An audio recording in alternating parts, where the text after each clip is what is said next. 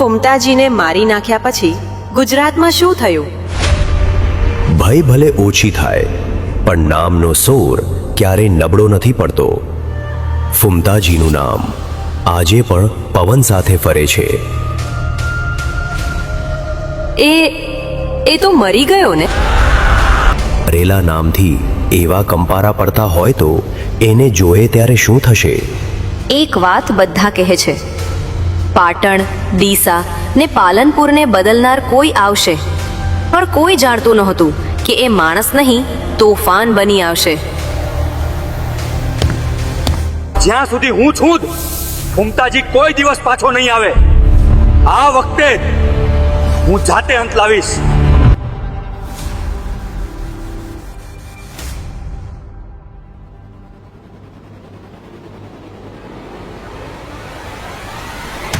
જેની આંખોમાં આગ હતી, જેના ચાલમાં તોફાન હતું, એવા માણસોના અંત પણ શાંતિથી નથી થતા. ફુમતાજી કોઈ વ્યક્તિ નહોતા, એ તો આંધી હતો, અને આ આંધીને રોકવાની હિંમત કોઈમાં નહોતી. એ ચાલે તો ધરતી ધ્રુજે, એ બોલે તો લોકો થરથરી જાય. હવે જરા રસ્તો સાફ રાખજો.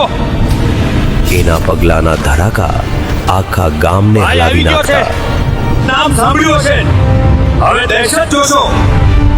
અંત લાવવા આવ્યા છો? શરૂઆત મારી હશે.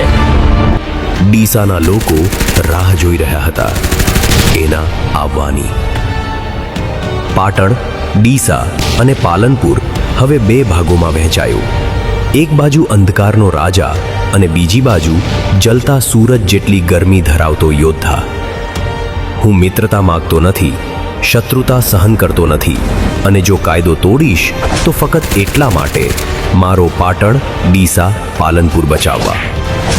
હું તને તારા ઘમંડને જમીન પર પટકીને દૂધ પીતા બાળકની જેમ રડાવી દઈશ. કથાઓ તારા જેવા લોકો લખતા નથી, કથા તો હું લખું છું, અને એ લોહીથી નહીં, ઇતિહાસથી છપાય છે. ચાલ, આ પાટણ, ડીસા, પાલનપુરનો હિસાબ આજે પૂરો કરીએ. જેને અન્યાય દેખાય એ શાંત રહી નથી શકતા. એના દિલમાં ડર નહીં, દયા છે.